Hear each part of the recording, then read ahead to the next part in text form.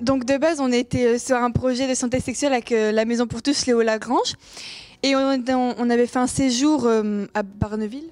Ça. Et de base, on voulait faire des courts-métrages sur des choses qui peuvent arriver dans la vraie vie, par exemple sur le consentement, sauf qu'on n'était pas du tout à l'aise à la caméra.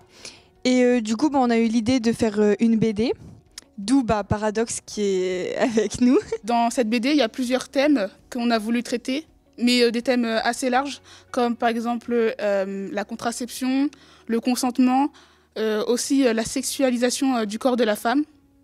Et donc on a décidé de le tourner un peu humoristiquement parlant, avec une chute humoristique, pour rendre cette BD plus facile à lire et plus accessible. Alors le travail qu'on a fait avec les jeunes de la Maison pour tous, ça a été surtout basé sur des réunions de rencontres en fait, et de discussions.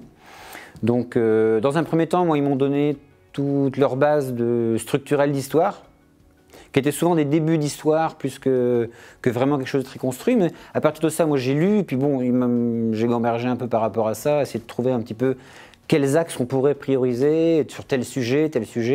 Et puis après on se revoyait, et puis moi je leur disais, là je vois plutôt quelque chose comme ça, ah ouais, et puis on pourrait faire ça. Donc il y a eu une espèce d'échange, de ping-pong d'idées comme ça qui ont germé, donc on notait évidemment tout ce qui partait comme ça, et puis après j'ai dessiné tout simplement.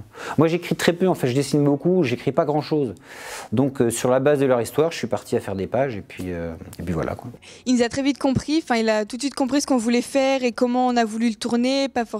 On voulait pas faire quelque chose de très sérieux, et ça il l'a très vite compris. Et même si au début il avait un peu des expressions pas actuelles on va dire, et il a su se corriger, on lui a dit quoi, et du coup il l'a très bien pris, et vraiment il a fait en sorte que ça nous représente beaucoup. Et on aurait pu être gêné, et pas du tout. On abordait un tas de sujets très intéressants, et en même temps il n'y a pas trop eu de tabou ni de choses secrètes. Après ça restait totalement correct, mais c'est des fois assez étonnant d'arriver à obtenir une cohésion aussi forte. Donc ce qu'on aimerait faire passer comme message, c'est déjà de se protéger. Hein. Donc, de faire seulement les choses dont on a envie de faire, et de ne pas se sentir obligé d'être consentant, quoi. Et apprendre à dire non. Non, c'est non.